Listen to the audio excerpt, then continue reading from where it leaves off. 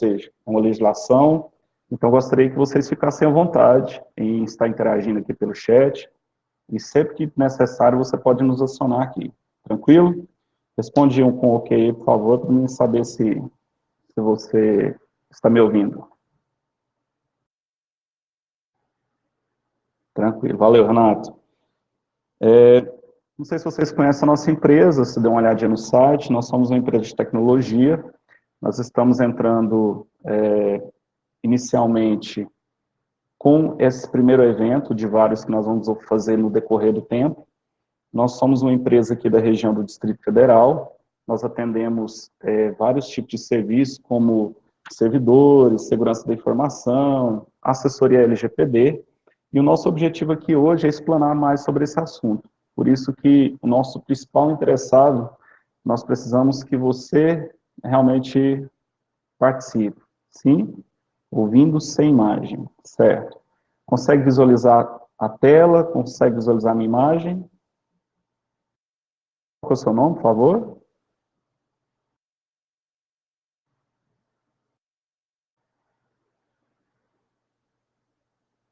Oi, Wanderson, certo. Você não está conseguindo ver a tela. Você está na conexão Wi-Fi, 4G, cabeada? Qual que é a sua conexão?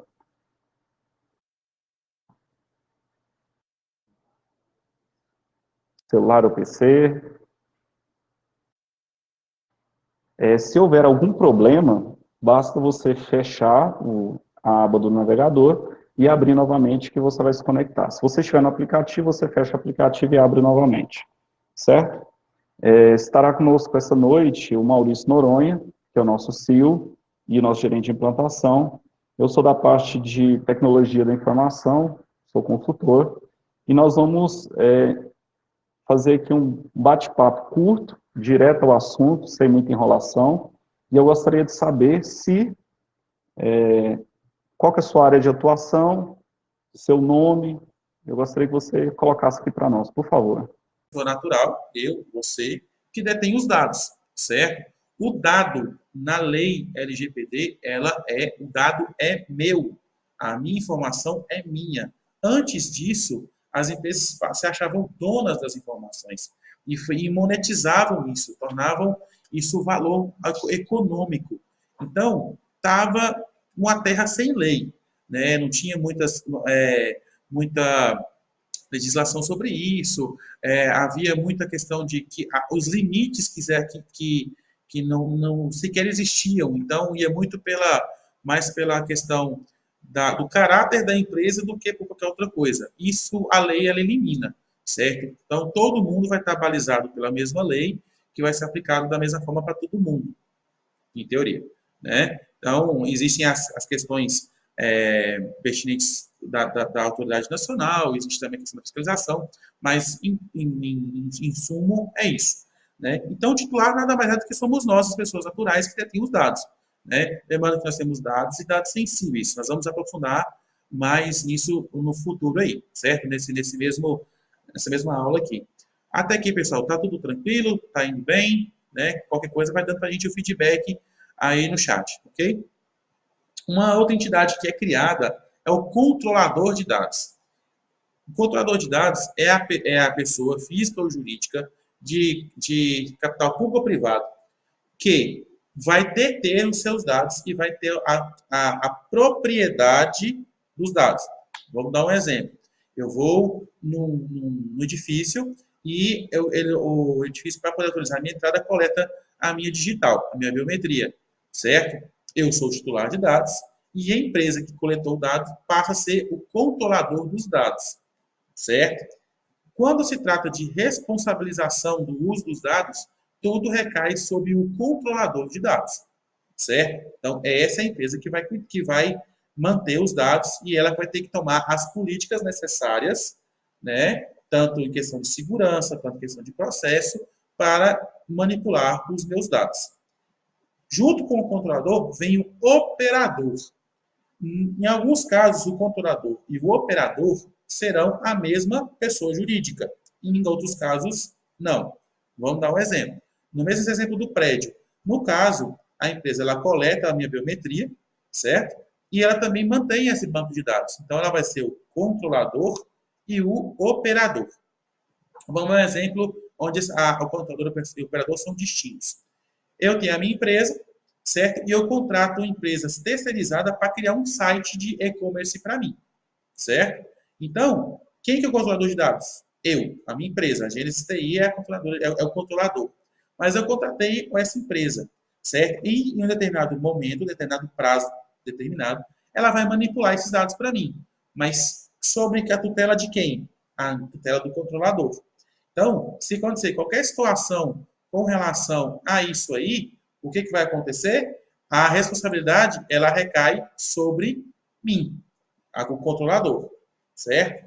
Então, voltando. O controlador é aquele que detém os dados e o operador é aquele que manipula os dados sobre responsabilidade do controlador. Vocês estão me entendendo? Ficou legal o entendimento aí? Ficou bacana? Porque existe muita confusão entre o controlador e o operador, tá? Lembre-se, o controlador detém os dados e ele é responsável pelos dados e o operador vai manipular os dados por um determinado momento, certo? Em mando do controlador de dados, ok? E aí surge um novo carinha na área aí, que é o encarregado de dados, certo? Que, como esse nome encarregado ficou soando meio estranho, né? Se você for procurar hoje em uma pesquisa bem rápida, você vai encontrar o termo DPO, né? Que é o Data Protection Officer. É a mesma coisa, tá? O DPO e o encarregado de dados são a mesma pessoa. E esse cargo, ele foi criado e ele basicamente vai fazer três coisas. Primeiro, ele vai ser o elo entre o controlador e o titular de dados. Vou dar um exemplo. Você entra num site e tem lá aquela barrinha agora de você aceitar os cookies ou não. Quem criou essa barrinha aí, e ele vai tratar o aceite ou não do cookies, é o encarregado de dados, é o DPO. Então, o primeiro passo, primeira tarefa do encarregado de dados, do DPO, é essa. Ele vai ser o elo entre o controlador e o titular de dados. Lembrando que o titular, agora ele tem direitos. E um dos direitos é requerer, de maneira fácil e gratuita, informação de como os dados estão sendo manipulados dentro da empresa. Pegando o exemplo do prédio. Eu tenho o direito de perguntar por quanto tempo os meus dados vão ficar salvos no seu banco de dados. Quem vai usar esse banco de dados? Quem é o operador? Né? Tudo isso aí, o DPO tem que estar pronto para entregar isso aí em um tempo hábil pertinente à lei. Um outro papel do DPO é o elo entre o controlador e a ANPD. Em dois cenários. Na comunicação, caso haja algum vazamento ou violação de dados, e também no que tange a ANPD criar normas e regulamentações e ele trazer isso para dentro da empresa. Então, repetindo, a primeira tarefa é o elo entre o controlador e o titular de dados. A segunda tarefa é o elo entre o controlador e a ANPD. E por último, e na minha opinião, o mais importante neste momento agora, é o DPO que vai avaliar o cenário da empresa, certo? E vai fazer o projeto de adequação à LGPD. Esse é o papel do encarregado de dados nesse atual cenário. Existe quase que uma lenda urbana que o DPO vai ser um novo rei da parada aí, né? Aqui no dizer do Goiás, o rei da cocada preta. Há um limite aí que a gente tem que colocar, porque é o seguinte, ele sim, ele vai elaborar o projeto, é o papel dele, elaborar o projeto e levar isso para a alta direção da empresa.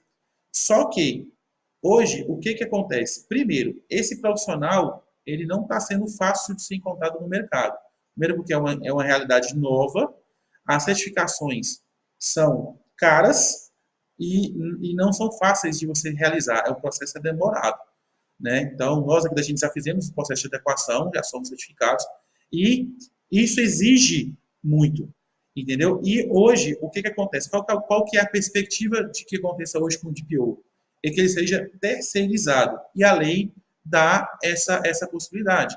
Então, ao invés de eu contratar um cara para ficar dentro da minha empresa fazendo esse trabalho, eu contrato uma empresa terceirizada que vai fazer o papel de GPO. E fazendo essas três tarefas: o elo entre o controlador e o titular, o elo entre o controlador e a NPD e o cara que vai projetar.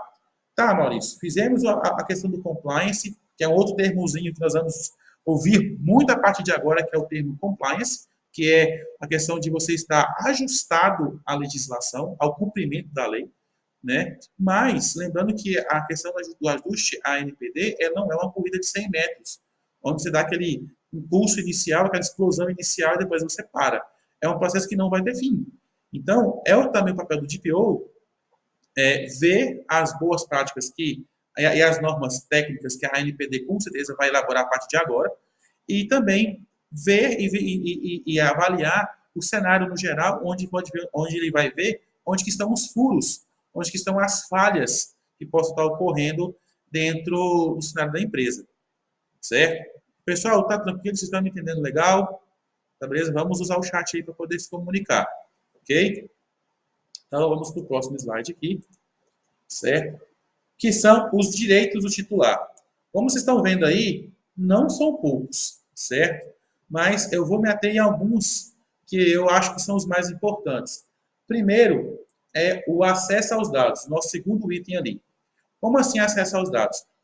Pela legislação, a qualquer momento, eu, titular de dados, posso chegar na empresa que hoje é uma controladora dos meus dados e fazer a seguinte pergunta: eu quero ter acesso aos meus dados, eu quero saber o que é que vocês estão fazendo com os meus dados. E a empresa tem um prazo de 15 dias úteis para entregar isso para mim de forma clara, sem manipulação, ou seja, sem tentar mascarar a situação, certo? E pode ser por meio eletrônico ou pode ser por meio físico, de papel, certo? A preferência é que esse acesso aos dados seja dado da mesma forma que os dados foram enviados, tá? Ou seja, se eu fiz o preenchimento por um formulário web, por um formulário eletrônico, preferencialmente a lei pede que seja feito da mesma forma, mas não é uma obrigação, tá? Então, esse é um direito do titular de dados.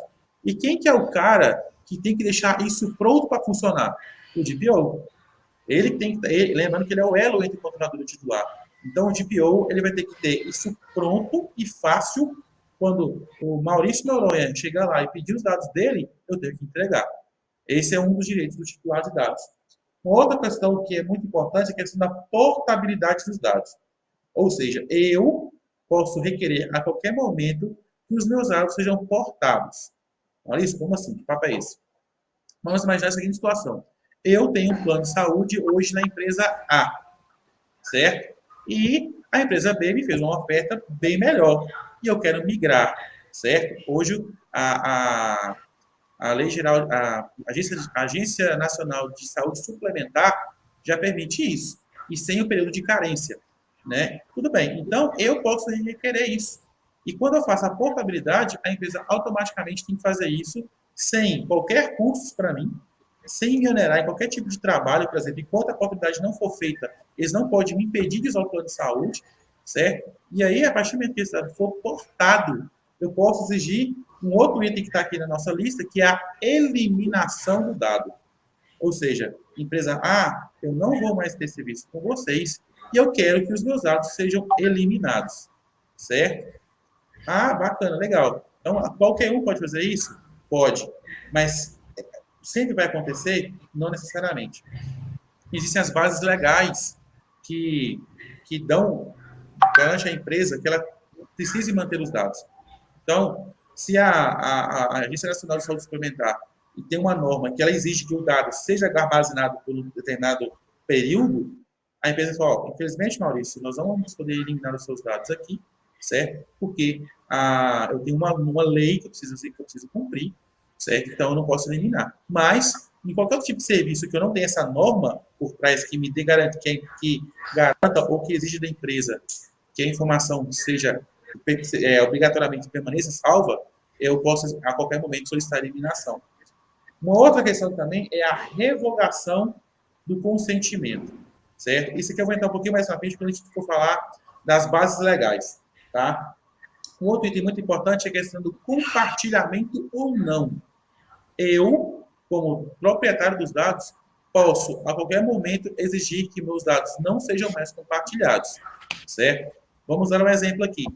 Eu tenho um plano de saúde, certo? E eu tenho uma clínica X que eu me consulto.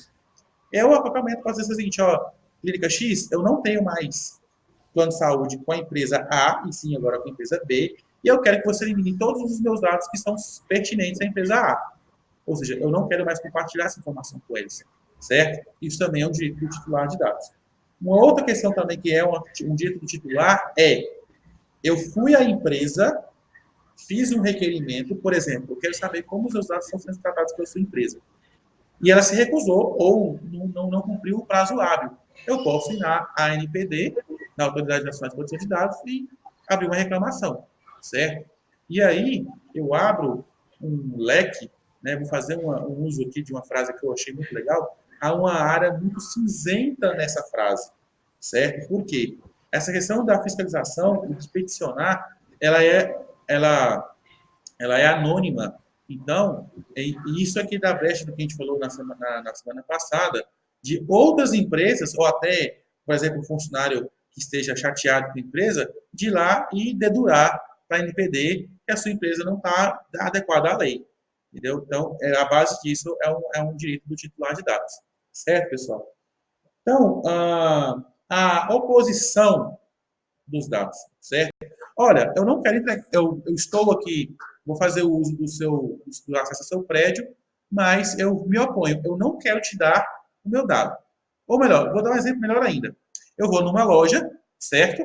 Compro um equipamento eletrônico, uma televisão, por exemplo, e aí, na hora de emitir a nota fiscal, eu me nego a entregar o CPF. Eu falo, não, eu não vou te entregar o CPF. Tá, é um direito seu de oposição, só que a nota fiscal não pode ser emitida sem o CPF. Ou seja, a sua nota não vai ser emitida e provavelmente a loja não vai poder te entregar o produto. Mas, em outras situações, por exemplo, no começo do ano, eu fui num restaurante com a minha esposa, né, onde eles me exigiram o CPF para poder reservar uma mesa para mim. Eu vejo que essa informação é desnecessária, certo? Então eu posso me opor, não, eu não quero, não, o CPF para vocês. E aí eles falaram, não, tudo bem, só que a gente não reserva para você a mesa, certo? Então, existe essa questão da oposição dos dados, de entregar o dado, como eu falei antes, é uma zona muito cinzenta, então dá brecha para muita coisa, tá? Então, existem outros pontos, mas eu não vou entrar muito aqui para a gente não delongar bastante, mas dá para ver que realmente o titular de dados tem muitos direitos e todos eles são muito bem tratados pela legislação. Então, não dá muita brecha para que empresas que tenham o caráter não muito idôneo de trabalhar de maneira desonesta. Um outro exemplo também, aqui, eu vou voltar na questão do direito a não ficar sujeito a decisões automatizadas, né? Eu vou dar um exemplo aqui muito claro, que acontece com muita gente aí. Você vai, por exemplo, tentar um crediário numa loja, certo? E aí você passa todos os seus dados e aí diz o seguinte, o seu crediário foi negado, né? Provavelmente porque você tem um score baixo no órgão de proteção ao consumidor, né? Ou melhor, no órgão de proteção a crédito. Então, esse tipo de decisão começa a ser muito mal vista. Porque eu, como titular de dados, posso chegar para a empresa e dizer, ó, eu não quero que um sistema avalie a minha capacidade financeira. Eu posso fazer isso? Eu posso fazer isso, como titular de dados. Porém, a empresa também pode dizer o seguinte, ó, infelizmente, nosso sistema é automatizado e se o senhor não concordar, nós não podemos utilizar dessa ferramenta de crediário para o senhor. Então, assim, essa questão ainda não foi muito bem regulamentada pela NPD.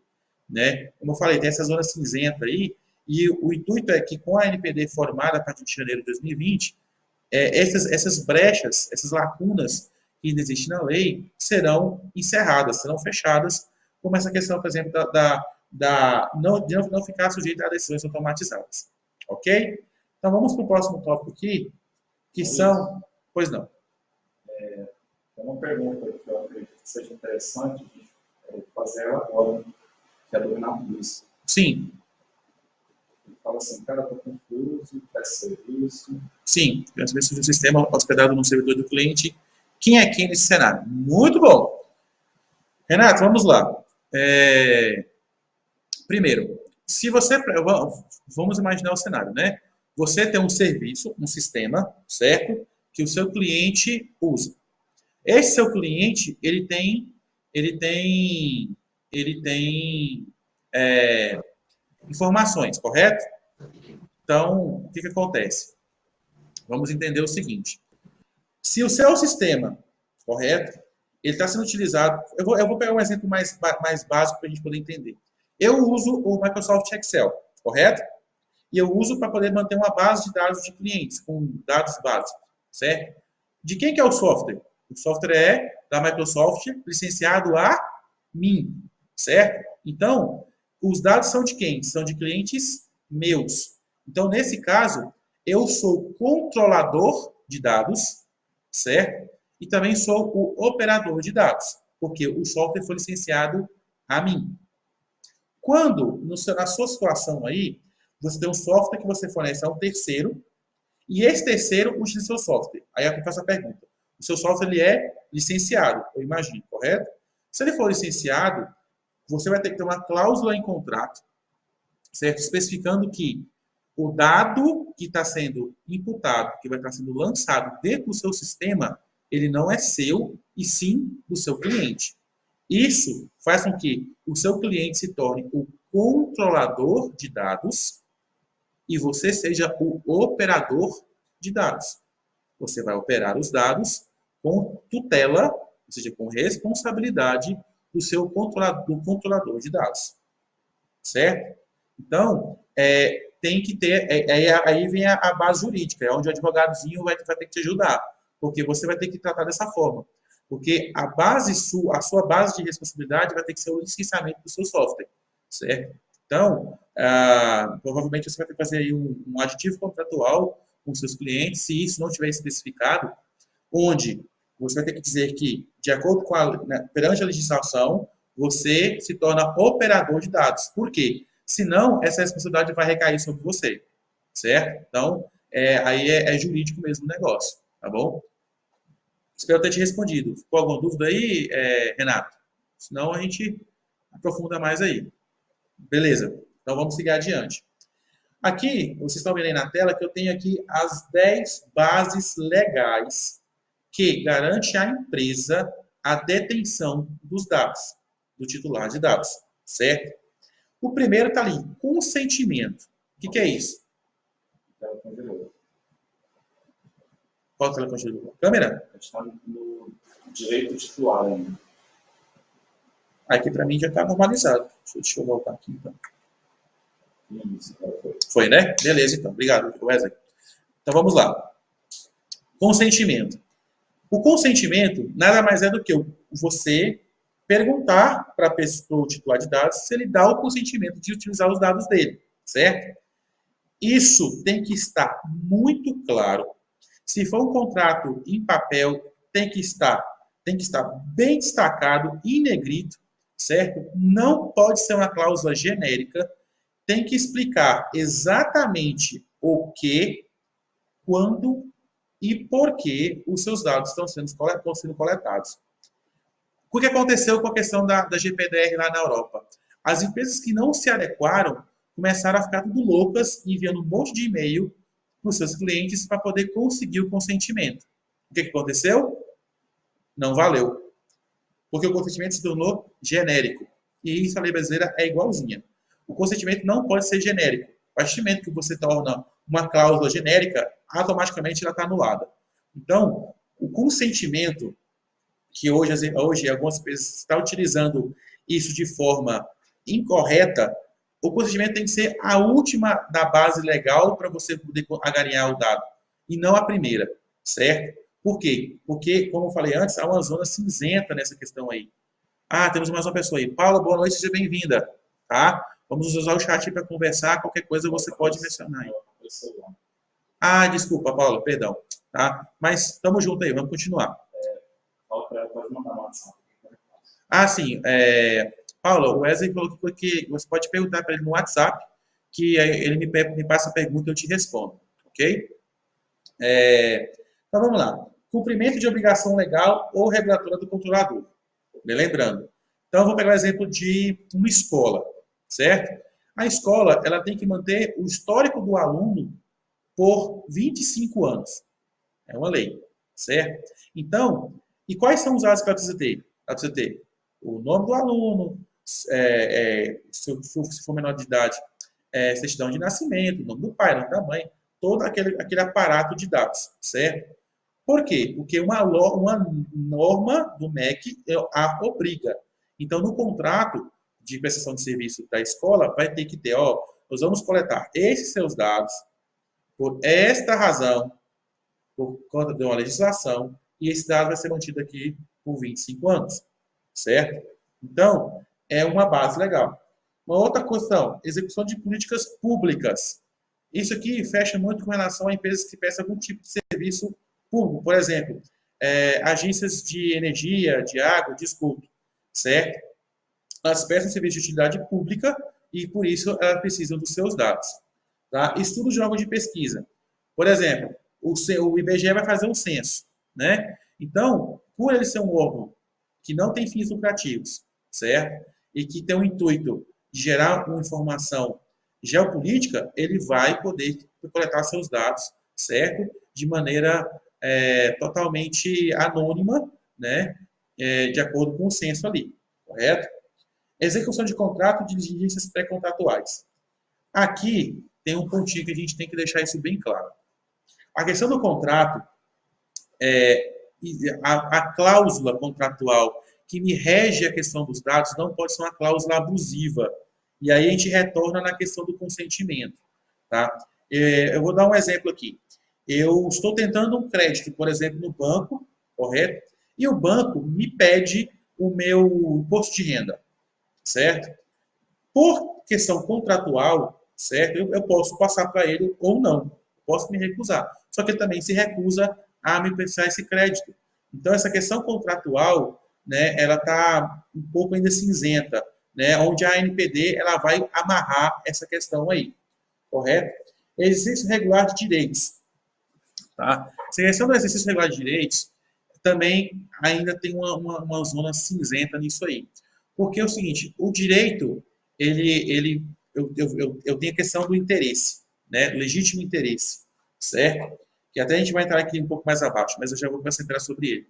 A questão do interesse do titular de dados, certo? O interesse da empresa não pode ser maior do que o interesse do titular de dados. Então, a questão de exercício regular de direitos, a gente tem que também ter muita questão aí, por exemplo, eu comprei um carro, não paguei as parcelas. O que vai acontecer? Meu nome vai para restrição, né? Então, eu amarro essa questão contratual também na última questão ali, que é a posição de crédito.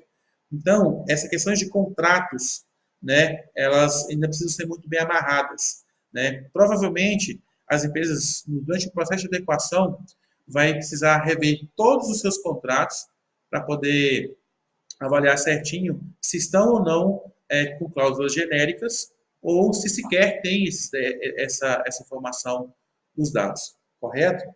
Proteção da vida e tutela da saúde, né? Vamos imaginar a seguinte situação: sofri um acidente, estou desacordado.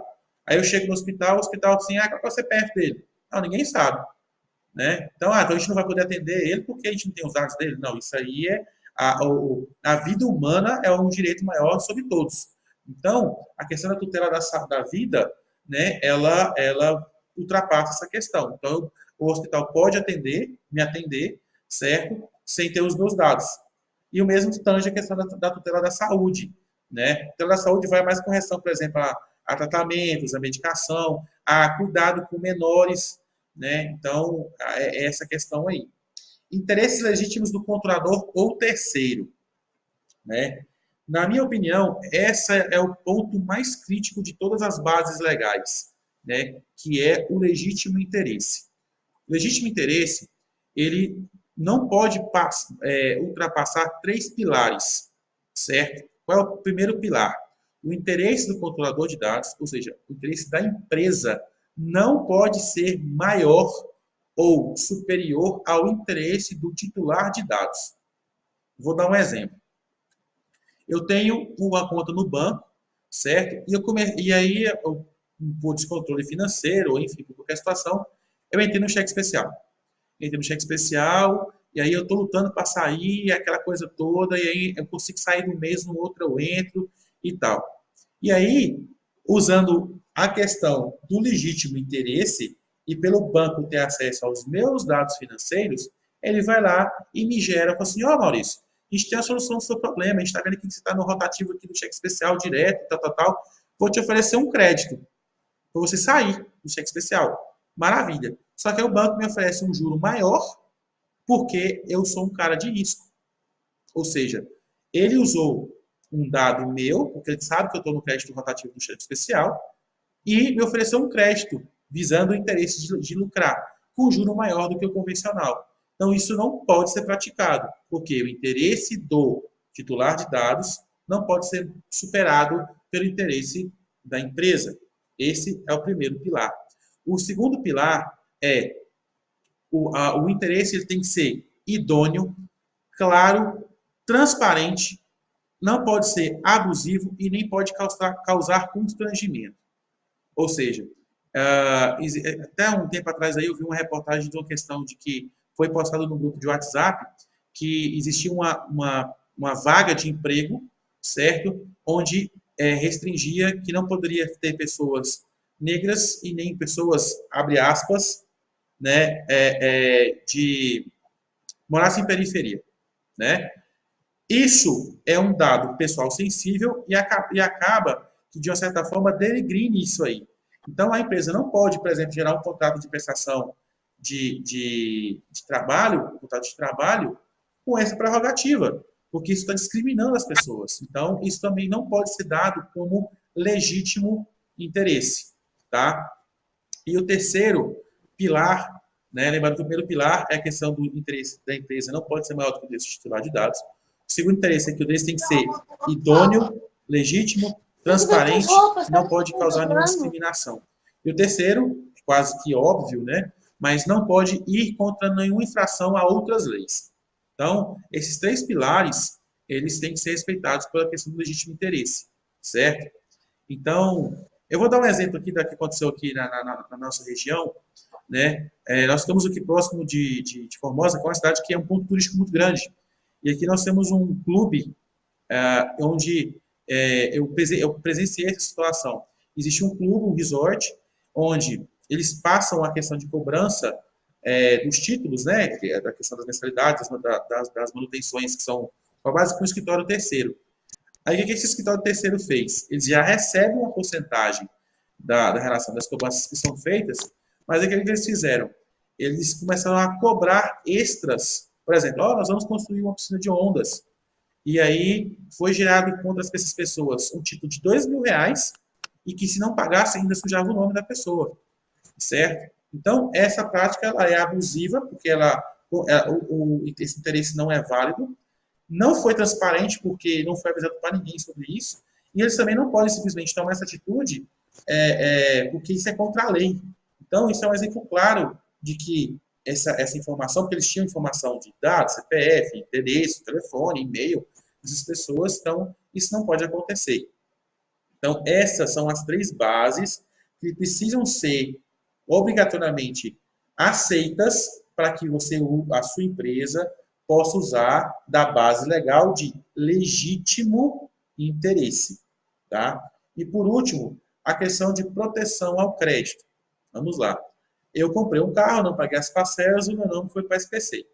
Beleza, eu posso chegar no banco e falar assim, poxa, vocês não poderiam ter feito isso porque o dado é meu? Vocês não pediram meu consentimento para isso? Como é uma proteção ao crédito, não é necessário pedir a sua permissão, certo? Então, essa base legal funciona dessa forma. Pessoal, agora eu vou abrir, como é um assunto bem extenso, eu vou abrir um pouquinho aqui para as perguntas. Alguém tem alguma pergunta para fazer sobre as bases legais?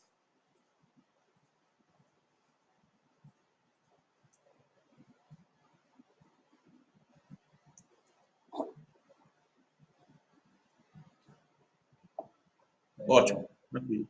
Maurício, o Anderson está com certa dificuldade de internet lá na região dele, e aí ele está entrando e saindo por causa disso. Tá? Certo. O Paulo está em contato com ela aqui, e aí qualquer coisa eu vou te passar. Não, beleza. O Anderson, né?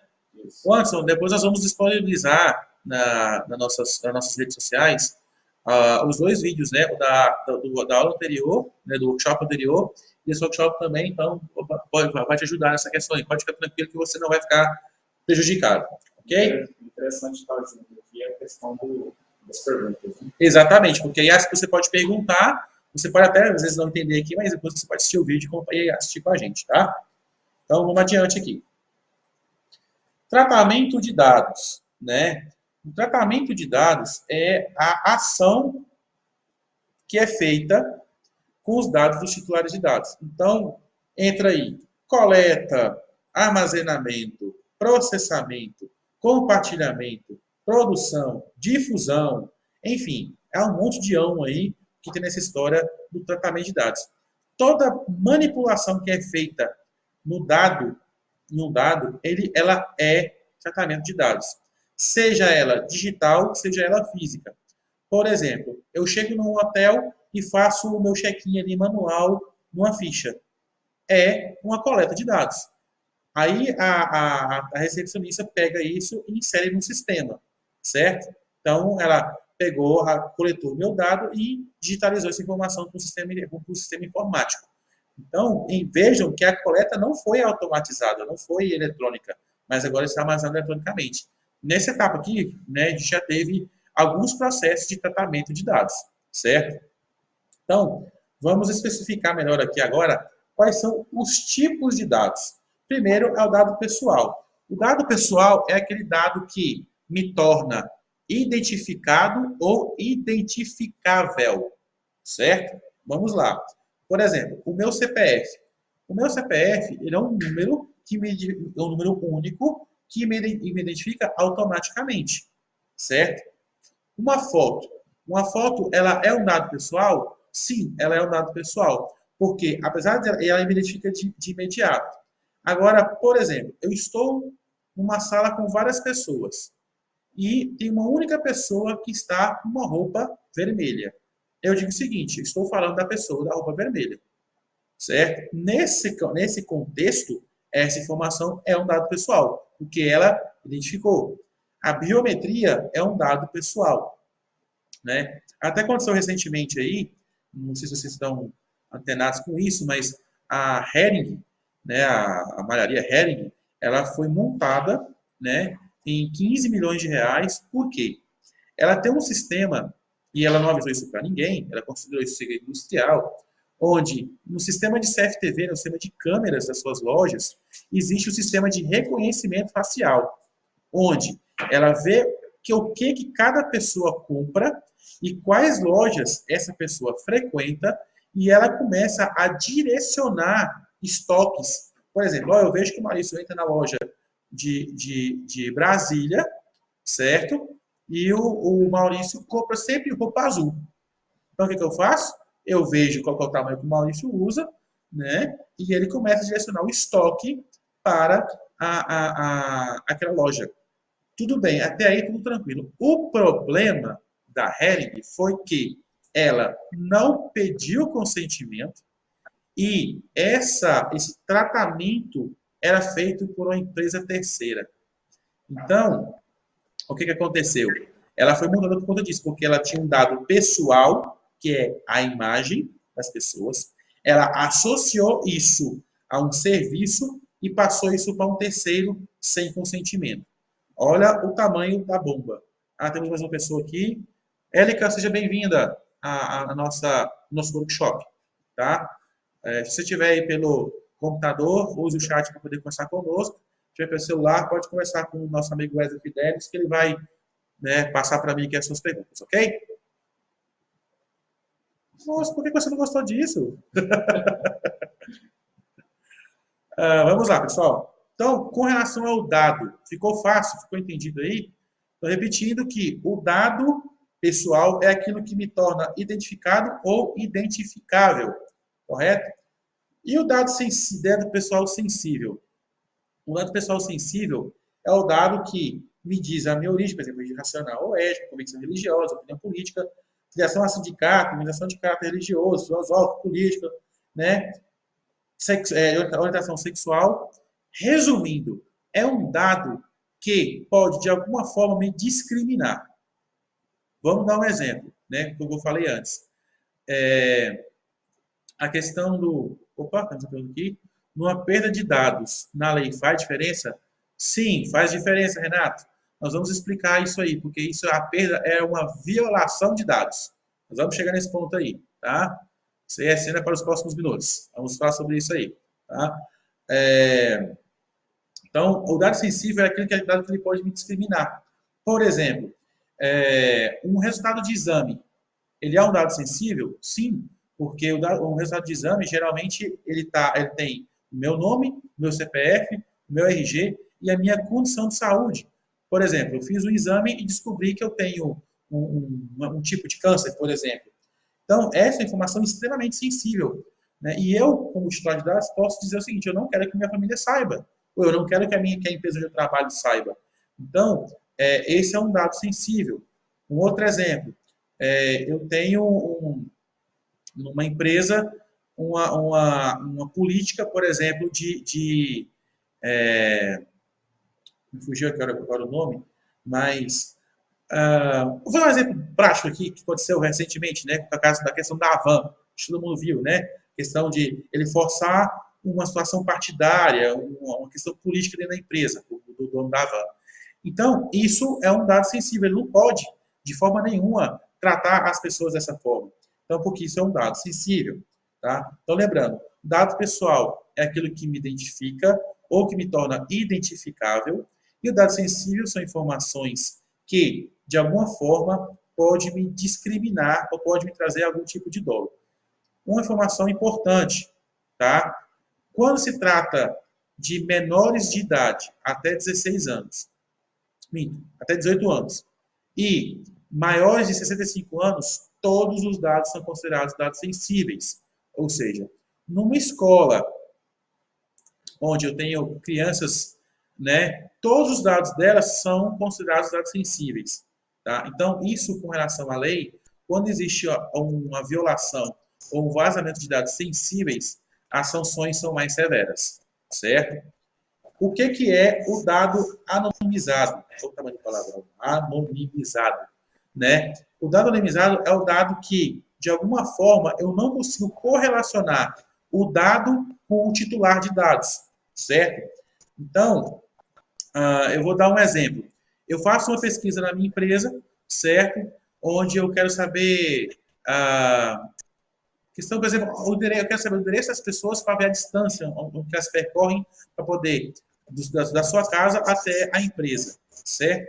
Então, eu posso, por exemplo, criar um código, 1, 2, 3, 4, e substituir pelo nome das pessoas, né? E isso torna esse dado anonimizado, certo? Não confunda, pessoal, anonimização com criptografia. São coisas separadas.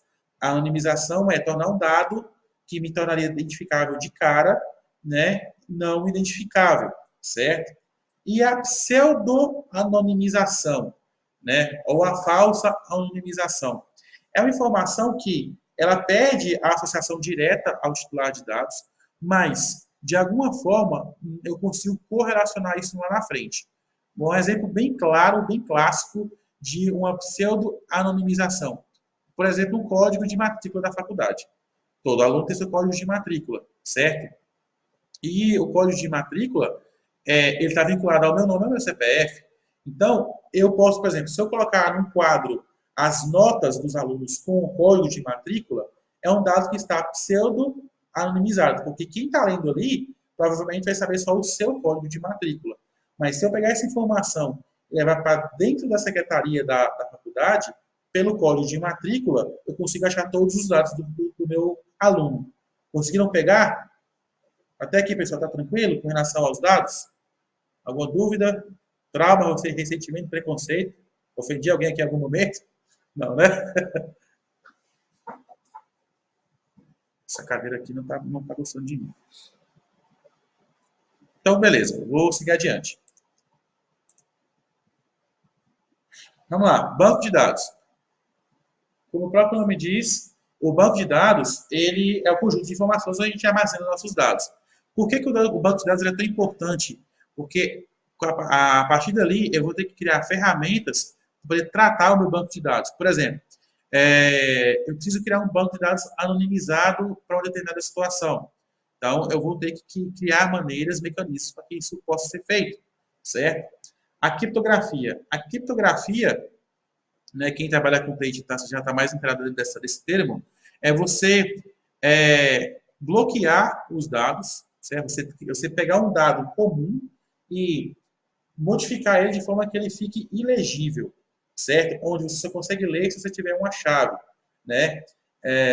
Eu, quando era criança, eu li um livro chamado Mosca Lunar, onde dois amigos conversavam por código, onde eles trocavam as vogais de lugar, né? Então, a palavra mosca lunar, na realidade, era miscelânea, né? Que é você trocar as coisas de lugar.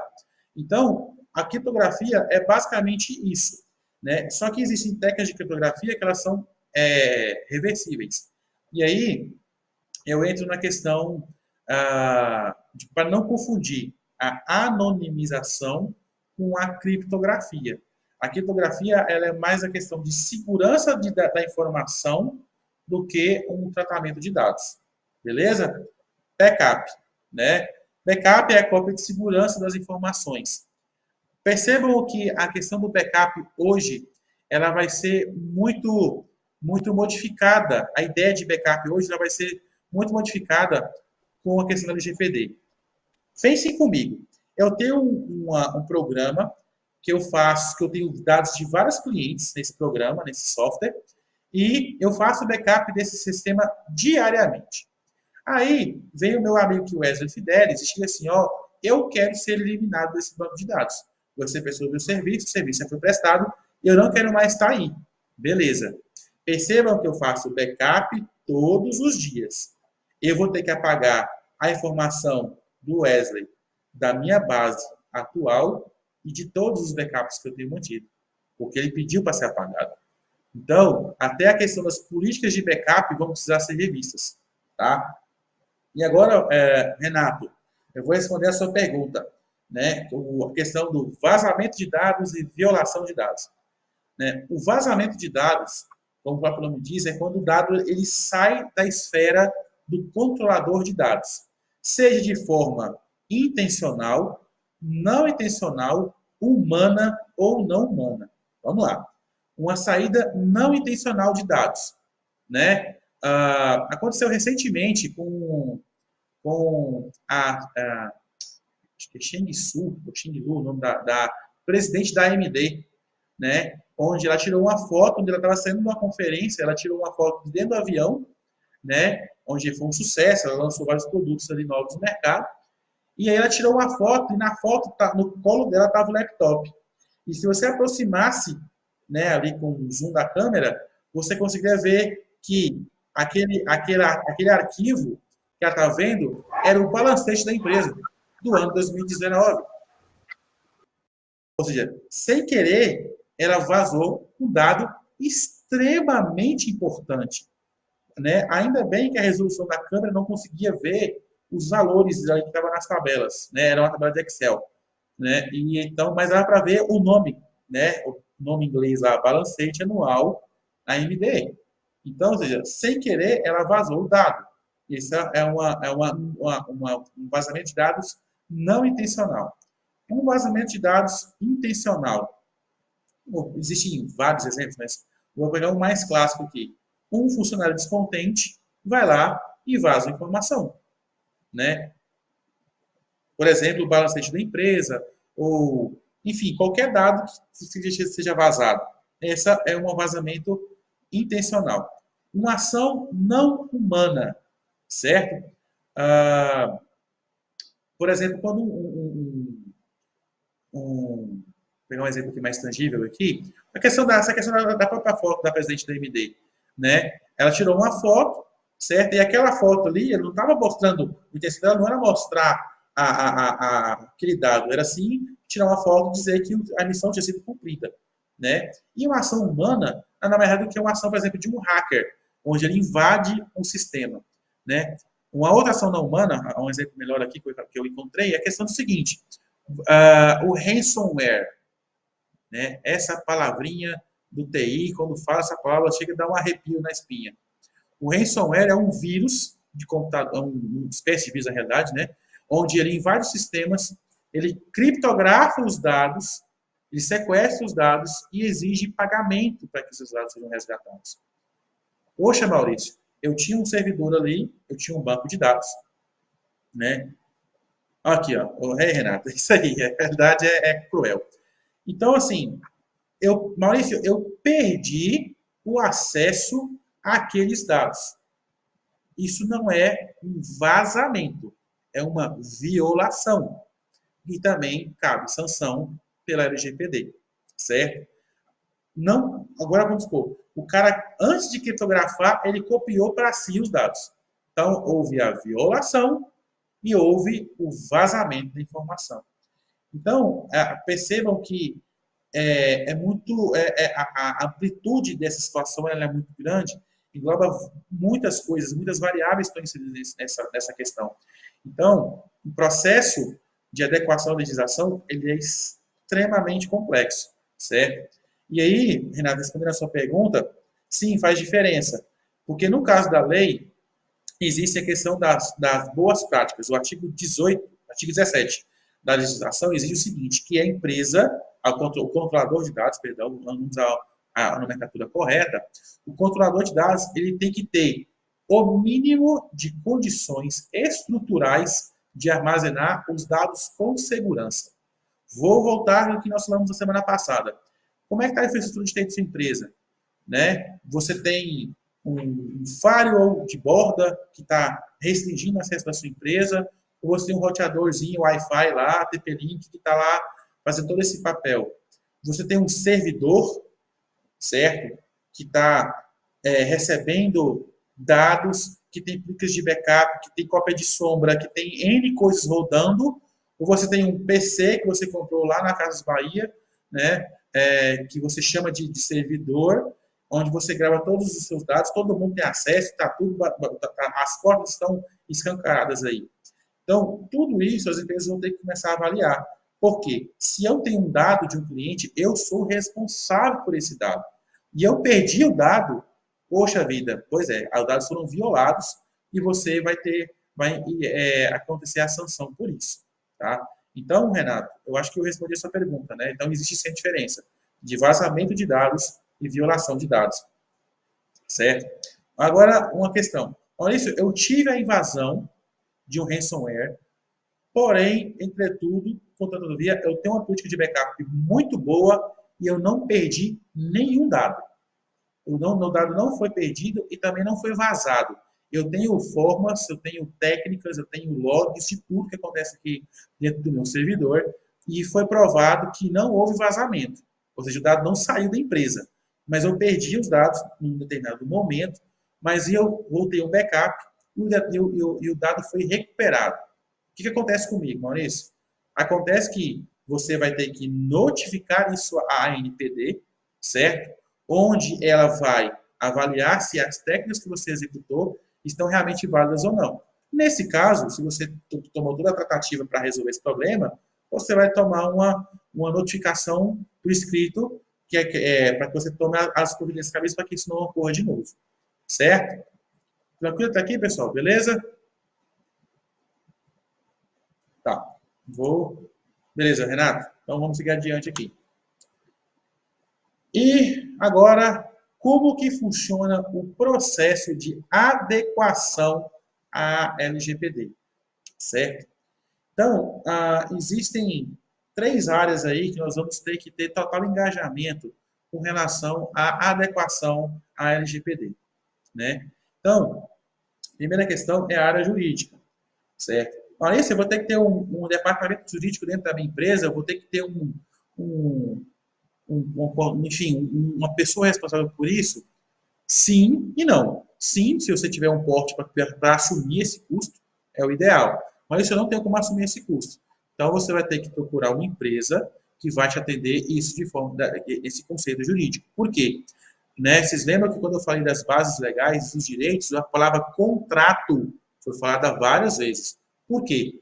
Porque o contrato, né, ele vai ser a base legal para que o controlador tenha os dados e também vai ser a contrapartida de que o titular de dados também possa acionar os seus direitos. Então, a área jurídica, ela tem que estar realmente afiadinha nessa questão, certo? Gestão de processos. A gestão de processos também é fundamental, tá? Então, assim, hoje a agência de TI, ela está apta na questão da área jurídica, na gestão de processos e também na área técnica.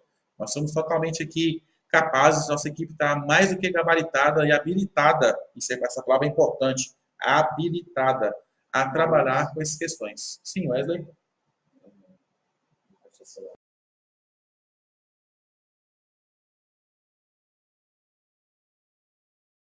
Pessoal, desculpa eu fazer uma intervenção aqui, é o seguinte, essa questão de estar habilitado, e é importante, a gente, assim, no encontro passado, nós falamos que não havia uma divulgação por parte da mídia em relação a essa questão que é tão importante. E aí, quando você vai até a internet, você verifica que muitas empresas elas já estão começando a fazer divulgação de material e tal. É muito importante, nessa questão da habilitação, fazer uma verificação dessa habilitação, né, Maurício? Exatamente. Porque, assim, não existe uma fórmula fechada de como vai funcionar em cada empresa. É um processo complexo, ou seja, é uma reestruturação que vai ser feita dentro de cada empresa. E aí você tem que tomar um cuidado para você não colocar, né, pessoas estranhas dentro da sua empresa, lidando com seus dados pessoais. Por isso que é tão importante essa questão da certificação, que é o que nós temos aqui. Tá bom?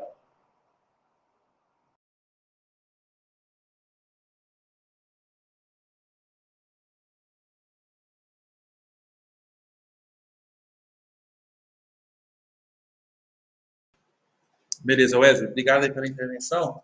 Mas é justamente isso, pessoal. Então, é uma questão extremamente sensível, essa questão da adequação da empresa, né? Então, falando da gestão de processos. Gestão de processos é uma etapa do nosso trabalho, né? E também é uma etapa de que toda empresa vai ter que fazer, que ela vai ter que avaliar o processo como um todo. Desde a coleta da informação, seja ela física, seja ela digital, certo? Até o final do ciclo de vida do dado, certo? Então, nós avaliamos processos, processo a processo, certo? Até no curso que, que a nossa empresa fez aqui, né, surgiu um termo que eu achei muito legal, chama PAP, que é do porteiro ao presidente da empresa. Né? Então, de nada adianta você ter, como é que é o seu sistema de segurança digital da empresa? Nossa, nós trabalhamos com o melhor firewall do mercado, nós temos softwares todos licenciados, nossas máquinas estão com o melhor antivírus, porém, na entrada do prédio não tem catraca. Entra qualquer um. E aí? Não adiantou nada. Então, o processo ele é avaliado como um todo. No último encontro, eu dei um exemplo, né, que nós temos uma empresa onde tinha uma sala toda de vidro, de onde eu estava conversando com o diretor, eu vi uma pessoa estava trabalhando com uma tela de 50 polegadas, não sei para que aquele exagero, e tinha um monte de dados de notas fiscais, de embarque, desembarque, de mercadoria, enfim, eram commodities que estavam sendo tratados ali. Então, assim, tá, beleza, eu tenho todo o sistema informático, né, melhor do mundo, mas eu tenho uma televisão que está me mostrando tudo, então isso é inconcebível. Então, o processo ele é avaliado como um todo. Então, nós fazemos o levantamento de processos, né, junto à empresa, processo a processo, sentamos com cada departamento, com cada responsável de área, com gestores, com gerentes, com diretores, bom, fazemos todo o processo, analisamos, e a partir daí nós vamos fazer a análise de fraquezas, né, de pontos fracos que nós encontramos, de coisas inconsistentes que precisam ser alteradas, e fazer essa avaliação. E a área técnica, como aqui no nosso slide está mostrando, é justamente isso, fazer essa análise de o ciclo de vida do dado, se aquele dado é importante. Um termo muito, muito, muito importante que a gente tem que gravar na nossa cabeça. Menos é mais. Ou seja, quanto menos dados eu tiver, menos responsabilidades eu tenho. e fica mais fácil de se trabalhar, né? Aqui no Brasil tem muita questão assim, eu preciso pegar dados dessa pessoa X. O que é que eu pego? Não, pega tudo, entendeu? Pega o nome do pai, o nome da mãe, tudo. Não, isso não vai existir mais. Eu vou pegar somente os dados que são essenciais para a tarefa que eu preciso desenvolver. Lembra daquelas bases legais do dado, né? Não vai entrar achando que você vai pedir consentimento de todos os seus clientes, porque o consentimento tem que ser, na verdade, a última forma. Certo? A última base legal que você possa usar na sua empresa é o consentimento. Certo? Aqui, ver se está tranquilo, né? O pessoal não está comentando, está funcionando. Vamos lá. Então, aqui é um esboço do nosso método de trabalho, tá? Então, são as etapas do processo de adequação. Primeira etapa, nós fazemos a validação de processos. É aquilo que eu comecei a falar. A gente se senta com cada um na empresa, fazemos análise de todas as informações, todos os dados que são capturados, todo o processo que é feito, certo? Né? E a partir daí a gente monta todo um documental, toda uma estruturação e nós passamos para a etapa 2, que é o estudo. Né? Nós pegamos a nossa equipe, nós temos equipe na faixa de administração, nós temos equipe na segurança de TI, nós temos pessoas responsáveis pela parte jurídica, e aí eles fazem toda a análise, certo?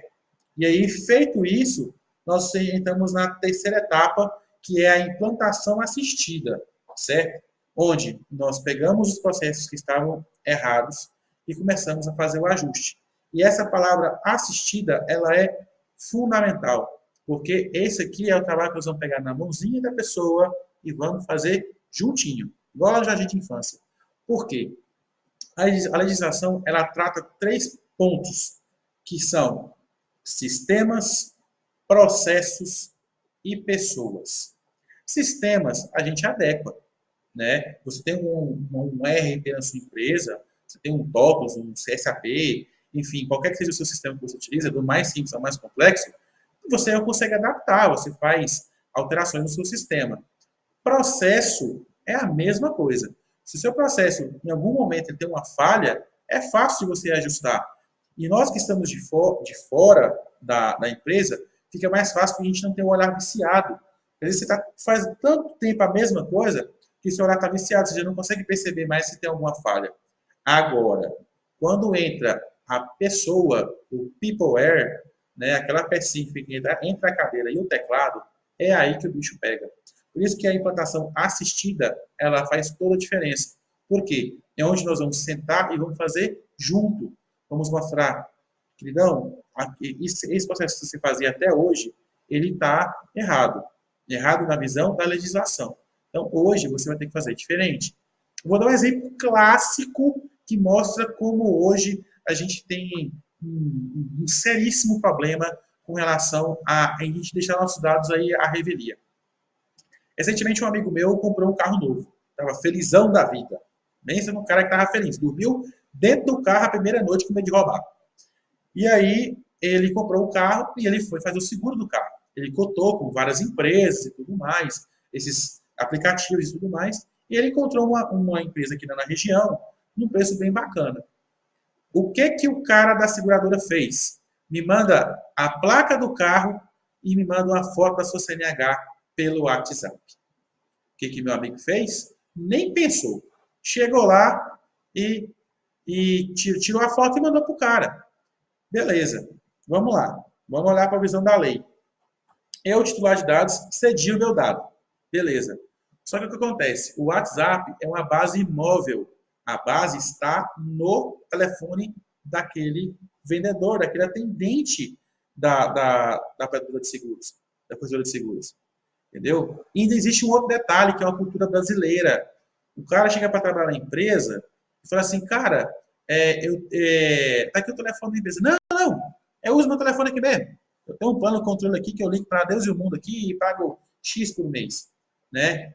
Isso é gravíssimo, porque a informação está numa base móvel e está num dispositivo que não é da empresa.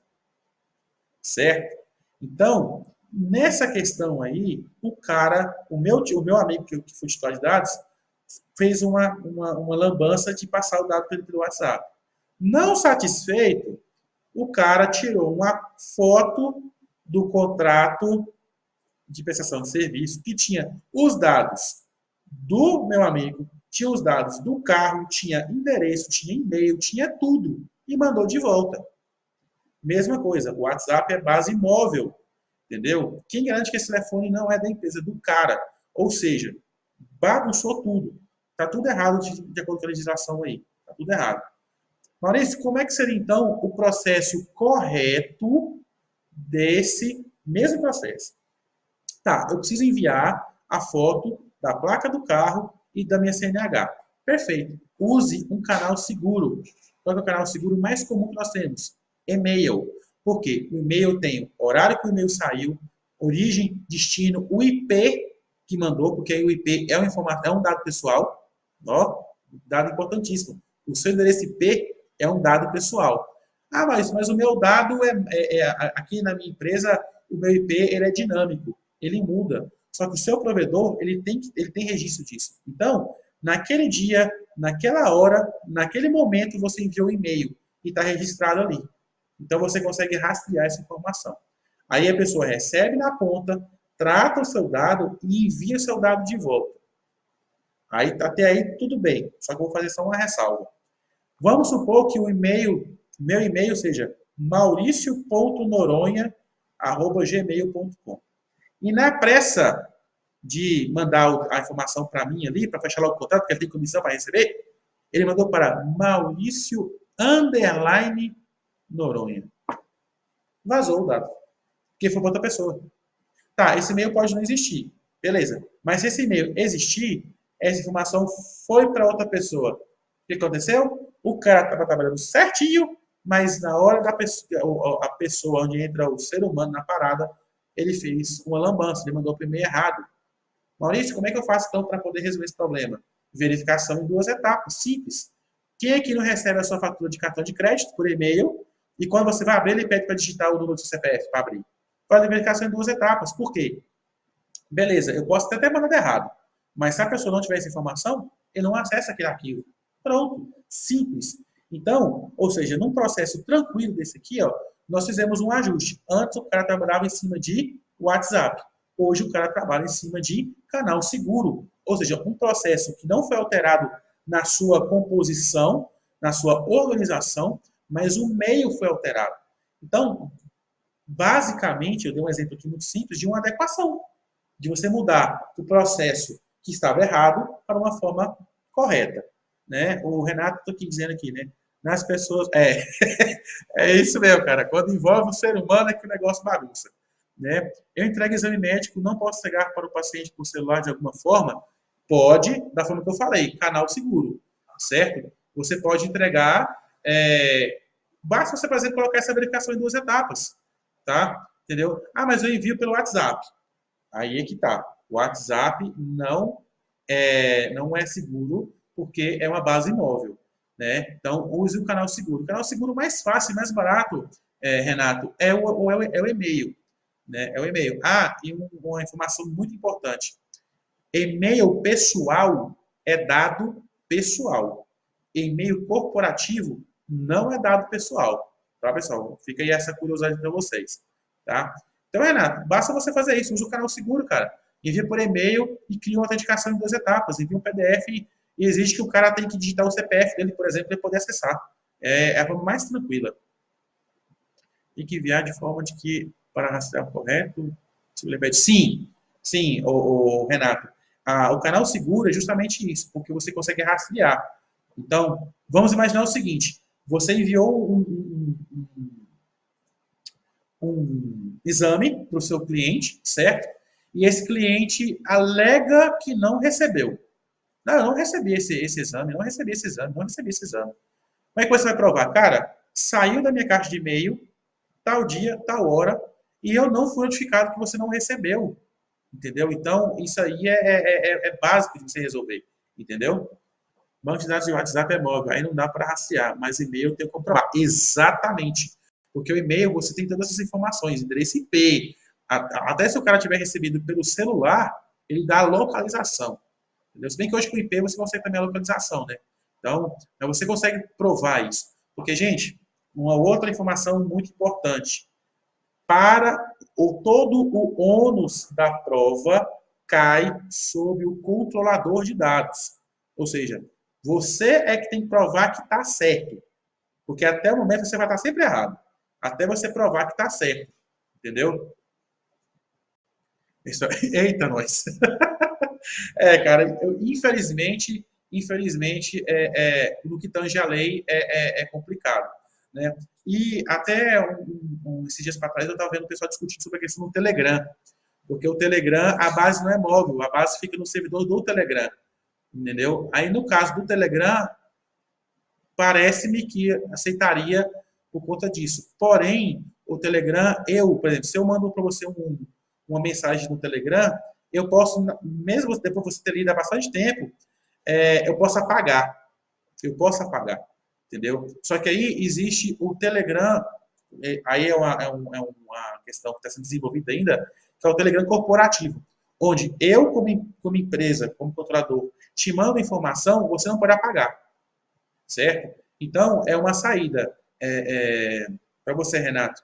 Mas, mesmo assim, cara, eu ainda acho da forma mais fácil e segura por e-mail mesmo, certo? Ou um aplicativo, entendeu? Tipo, existem outras formas, né? Vou dar um exemplo daquele, me fugiu o nome agora, daquele aplicativozinho de seguro de carro, que faz tudo online. Né? Não, vou dar um exemplo mais fácil aqui, que aconteceu comigo essa semana, né?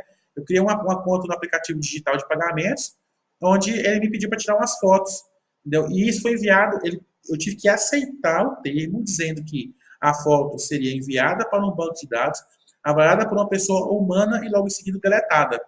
E aí eu fiz o procedimento, aí o procedimento foi aprovado, e eles me retornaram, ó, a sua informação enviada tal dia, tal hora, de tal IP, foi apagada.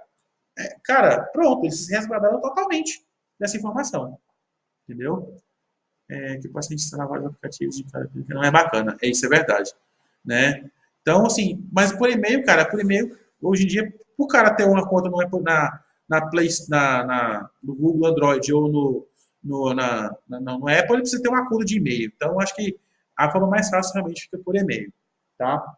E, voltando aqui para a gente não se delogar muito, então a gente tem essa implantação assistida que é justamente isso, né? Como eu falei, que é estar junto ali, fazendo junto, pegar na mãozinha da pessoa e fazer, ó, é assim, assim, assim, certo? Uma outra questão, por exemplo, a sua empresa hoje tem um código de ética, um, um, um regimento interno e até um código de conduta, porque é o seguinte, importante isso, a lei, a LGPD, ela prevê um código de conduta, porque se o cara fizer caquinha, ele tem que pagar por isso, mas entendeu? Então, assim, olha, Maurício, eu tenho todo meu aparato completo aqui da LGPD, eu estou totalmente com acordo com o compliance, entendeu? Aí você está totalmente de acordo com o compliance, mas aí o meu funcionário lá, o abençoado, fez a lambança. A lei ela exige que você tenha um código de conduta onde esse funcionário seja penalizado de alguma forma, seja administrativamente, verbalmente, isso tem que estar registrado. Olha, no dia tal o Maurício vazou a informação, mas ele já foi punido por isso. A lei cobra até isso, certo? Passar no cartão de crédito, você vai preso. É isso aí. Com certeza, amigo. Passar cartão de crédito, você vai ser preso. Tá? E a última etapa aqui, que é a validação pós-implantação, que é o trabalho do DPO. Ou seja, a Agência Exterior hoje também fornece o trabalho do DPO, onde nós vamos fazer toda essa verificação, se está tudo rodando legal e tudo mais, de acordo com a legislação. Tá? Então, nós fazemos todo o processo de adequação à legislação. Hoje nós estamos 100% aptos com relação a isso aí. Ok? E agora, espaço para as dúvidas, perguntas, questionamentos. Estamos aí, pessoal. Estou à disposição de vocês.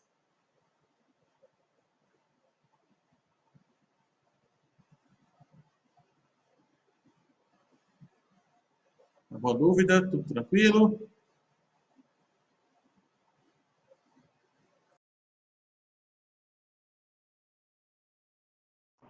Pessoal, vocês puderam observar que várias pessoas foram entrando e saindo no decorrer do tempo, e eu estava em contato com elas aqui, e, né, como nós estamos gravando aqui a transmissão, depois nós vamos disponibilizar aí, caso você queira assistir novamente, para essas pessoas também que tiveram essa dificuldade com a internet. Então, assim, esse entra e sai é normal, porque alguns entram pelo dispositivo móvel, outros pelo computador. Nós tivemos um colega que no local dele teve uma oscilação muito grande de internet, tá? Mas tudo isso, todo esse material aqui vai estar disponível no nosso canal do YouTube.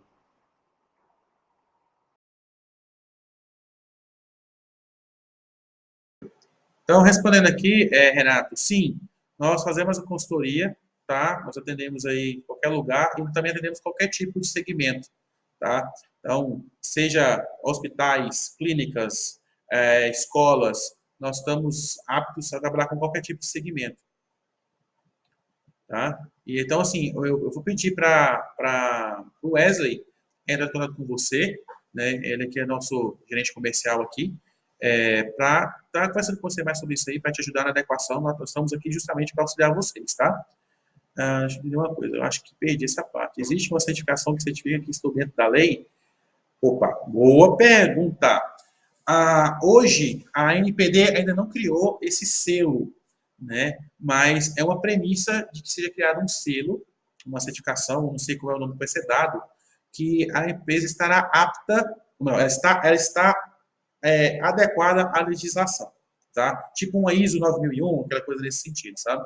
Existe uma prerrogativa para isso. Qual que é a data? A lei entra em vigor em agosto de 2020. No caso, eles dariam um prazo de 5 anos para as empresas se adequarem e, a partir daí, eles exigirem esse selo. Então, ou seja, para 2025. A questão do GPO, né? Nós hoje somos certificados, né? Existem vários órgãos aí no mundo que certificam o GPO. Os três maiores, nós estamos entre os três, entre um dos três que são os mais bem vistos do mundo, que é a Exim, né? Então, hoje nós estamos certificados para trabalhar nessa área. Nós temos certificações para tal. E a ideia é que o selo seja feito a partir de 2025, tá? Não, a lei Renato, sim, a partir de 2020, agosto de 2020, babau. Começou a valer e aí já era. Né? Existe, assim, é o que nós falamos no primeiro encontro, que é o desafio de mudar uma cultura dentro da empresa sem que nós tenhamos essa cultura, esse hábito europeu. Né? E até na Europa, as empresas estão sofrendo. Né? Então, assim, o prazo de adequação, Renato, é realmente curto. O estudo que nós fizemos aqui, uma empresa de pequeno a médio porte demora 4 meses para se adequar. Uma empresa de grande porte, de 6 meses a 1 ano para se adequar. Né? E aí, o que acontece? Maurício, eu fiz um estudo aqui, a gente entrou na história, vimos que não vai dar tempo. Maurício, nós não vamos conseguir chegar em agosto de 2020 e estar aptos. O que acontece? Acontece que é o seguinte, você está no processo da corrida para poder se adequar. Então, a partir do momento que você estiver correndo atrás, isso já é um fator determinante para que você consiga alcançar no futuro. Melhor você começar agora e talvez chegar em 14 de agosto de 2020 e não estar 100% do que você deixar para lá. Porque, com certeza, o seu concorrente ele pode estar se preparando melhor que você e, a partir do momento que ele se certificar, não, que ele tiver em compliance com a lei, ele vai querer atrapalhar. É concorrência, é basicamente a lei da concorrência. Ele vai querer dizer, não, quem não se adequou vai se enrolar por conta disso. Então, para deixar claro, a lei ela entra em vigor em 14 de agosto de 2020. O que aconteceu para trás não interessa. Interessa a partir de 14 de 2020 para frente. Você está adequado? Ótimo, maravilha, show de bola. Você vai estar bem com a chance mínima de acontecer um problema. Maurício, eu não fiz nada, então você está enrolado. Porque existem vários problemas aí que vai te ocorrer. Agora, se você já está no processo, fica bem mais fácil. Né? Vamos lá, meus dados é mega complicado, é médico do Brasil. Renato, realmente é complicado porque você trata com dados pessoais e dados pessoais sensíveis. Realmente é muito complicado. Mas, cara, a dica que eu te dou é comece a correr atrás para se adequar, tá? Não deixe para a última hora, porque a situação é preocupante, né? Volto a dizer o que eu falei no último ponto. Existe a chance dessa lei ser adiada? É mínima, porque a pressão europeia, a pressão internacional é muito forte, né? Então, é bastante complicado. Temos aqui a Ideli, desculpa, não sei se estou dizendo correto. Eu trabalho com muita informação de cartão de crédito por e-mail. Fiz agora o link de pagamento para a Cielo. Isso é tranquilo, né? Sim, Ideli, não sei se a pronúncia está correta, mas é Ideli mesmo. Se você fez o caminho correto. Você, como titular de dados, vamos lá, você, como titular de dados, fez correto. Agora, a forma que a Cielo vai te devolver se for esse dado tratado é o que nós estamos tratando aqui. Foi igual aquele amigo meu fez. Se eu tivesse mandado por e-mail, né, ele teria feito todo o tratamento da forma correta. Né? E também se a empresa tivesse devolvido o dado para um canal seguro. Mas você fez correto. Você enviou o dado por um canal seguro. É isso que deve ser feito. Gente, o WhatsApp é muito bom, ele é muito bacana, mas, assim, se ele não se adequar à legislação brasileira, eu vou dar um exemplo de um cliente meu. Ele trabalha 100% em cima de WhatsApp. 100%. Entendeu? Quando eu falei para ele que ele não vai poder trabalhar, o diretor da empresa quase foi da cadeira. E, nossa, a minha estrutura todinha em cima de WhatsApp. Eu falei, pois é, vai ter que mudar. Infelizmente, ele vai mudar. Por quê? Porque você vazou a informação dessa, você já era. Entendeu? Vou dar aquele exemplo. Eu tenho uma base de dados de vendedor no celular dele, pessoal dele. Esse lá é roubado. Violação de dados. O dado se perdeu. Violação de dados. Né? Olha lá, Renato, isso é uma oportunidade de mercado sem dúvida. Lá não é titular. Eu mandei uma mensagem lá para ele. Tá, Renato, o Wesley te mandou uma mensagem no WhatsApp aí. Eu confesso que eu não entendi essa questão dessa só faz o quê? Ela não é titular. Né? Eu não entendi. Mas vamos lá. Qualquer coisa você me confirma aí pelo chat, tá? Então, assim, realmente, Renato, a questão da oportunidade ela é única. Eu não vejo a questão da LGPD como um problema, e sim como um diferencial enorme de mercado. Porque a partir do momento que você eu conheço a Adeline, minha esposa. Não vou titular de dados. Agora entendi. Agora eu entendi. No caso, se ela não é o titular de dados, aí ela fez errado.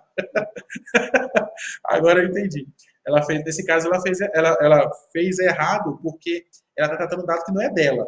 Né? No caso aí, ela seria enquadrada como falsidade ideológica. Mas, nesse caso, como vocês são casados, né?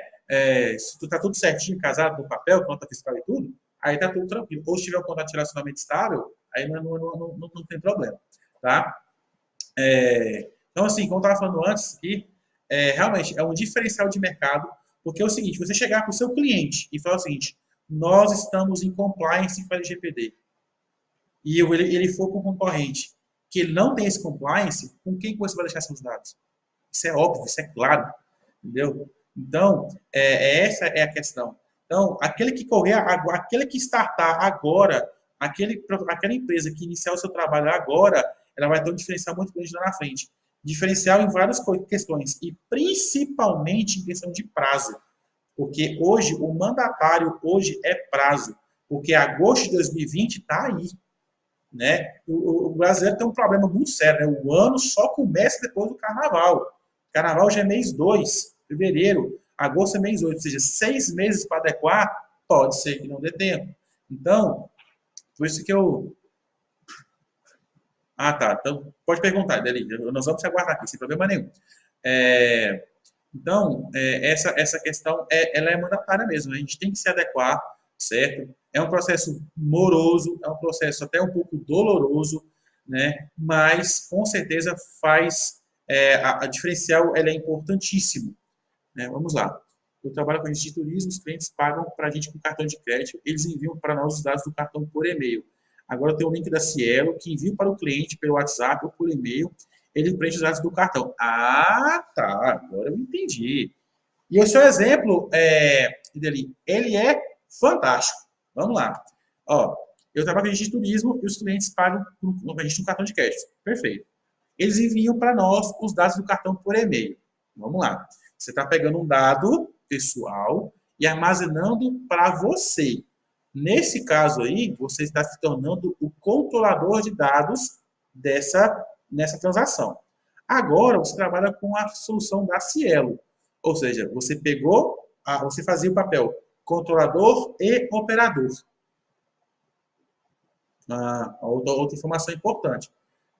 Então, vamos lá. Vou fazer uma auditoria rapidinha aqui. Vamos lá, mas é bom. Eu gosto quando a coisa acontece assim. Eu gosto de trabalhar nesse esquema. Vamos lá. Então, nesse caso, você pega o dado e você, antes de você trabalhar com a Cielo, você era controladora e operadora de dados, certo? A partir do momento que você transfere essa responsabilidade para a Cielo, ela se torna sua operadora, mas a responsabilidade ainda recai sobre você. Lembra da questão, o controlador de dados e o operador de dados. Agora, se você às vezes repassa essa informação para um terceiro, para um intermediário, aí o que acontece? Você vai ter que deixar isso claro em contrato, dizendo, ó, meu amigo, num determinado momento, pode ser que essa informação vá para um terceiro. Você tem que dizer qual é o dado que vai, por que vai, para quem que vai e quando que esse dado vai ser deletado.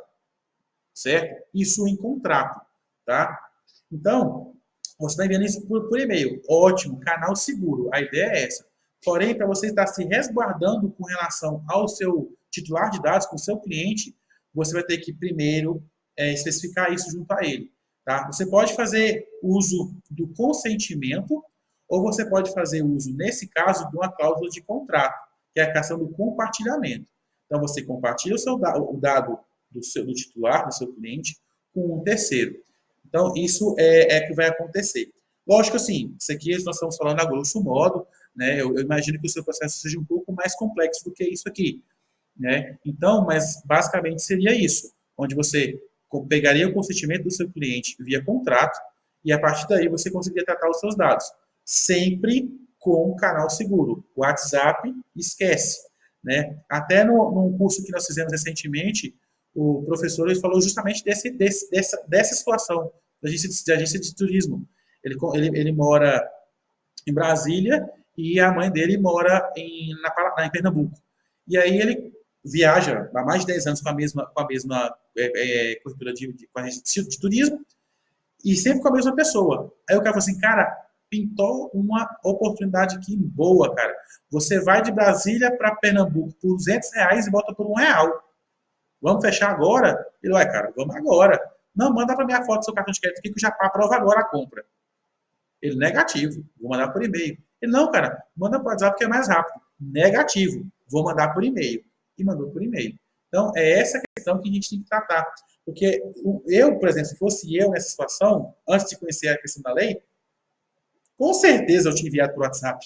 Com certeza. Eu pensei, poxa, de Brasília para Pernambuco por R$200 e R$1 a volta? Mas na hora, nem pensava duas vezes. Então, essa é a mentalidade que nós não temos ainda. E isso que a legislação quer prever. Entendeu? Eli, espero ter te respondido a sua pergunta. Ok? Qualquer coisa pode colocar aí no chat. Ela poderia criar um site com termo de aceite para enviar os dados? Agora você me apertou. Sim, ela poderia sim, contanto que isso seja, que a pessoa receba uma cópia disso, certo? Então, por exemplo, você pode criar uma janelinha lá, um Dropboxzinho lá, que ele rola e ele clica no aceite. Lembrando que jamais o aceite pode vir marcado. Ele tem que clicar e marcar. Tá? Isso recorre a um vício. O vício não pode. Então, ela preenche o formulário, onde tem que estar em letras garrafais mesmo, bem estruturado e bem destacado o consentimento, para quê e por quê. Lembra desse termo? Para quê, por quê e por quanto tempo.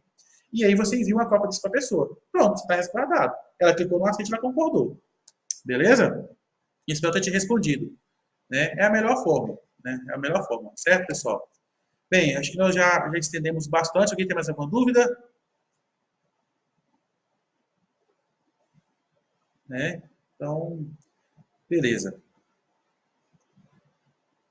Não, Renato, nós é que agradecemos. Né? Peço para o Wesley, entra junto aí com a gente aí, Wesley, para a gente poder fazer parte aí. tá?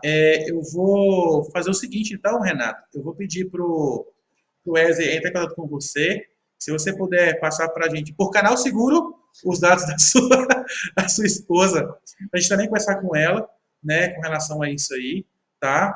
E aí a gente vai conversando, a gente vai conversando e vamos acertar isso aí, tá bom? É, é punk.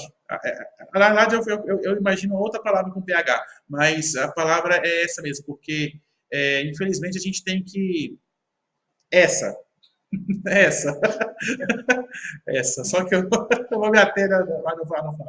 Mas, então, assim, realmente, cara, convencer a diretoria, convencer os seus sócios é fundamental, porque. E, Renato, e Deli, e quem estiver nos assistindo, por favor, entenda uma coisa: todas as empresas vão ter que passar. Todas as empresas vão ter que passar. Então, a partir do momento que você estiver correndo atrás, você vai ter um grande diferencial em relação às outras. E, principalmente, não é um custo, em si uma grande oportunidade de você aperfeiçoar a sua empresa. É isso que vocês têm que ter em mente. A partir do momento que você tiver isso em mente, fica muito mais fácil de você entender o porquê da lei. Porque a lei ela não vem para brigar e nem para ser uma indústria de sanção. Ela vem para garantir a transparência. Esse é o pilar da lei de proteção de dados. A transparência, que antes não acontecia. Certo, pessoal? Então, eu vou colocar aqui né, a nossa tarefa de casa, que é o e-book que o Wesley já compartilhou com vocês aí. Tá? É isso aí. O Wesley vai estar em contato com vocês. Está aqui os nossos canais de comunicação. Tá? Então, vou pedir para o Wesley entrar em contato com vocês e a gente vai conversando. Tá? Um abraço, fique com Deus e até mais, pessoal. Eu agradeço o contato com o canal de vocês. Até mais.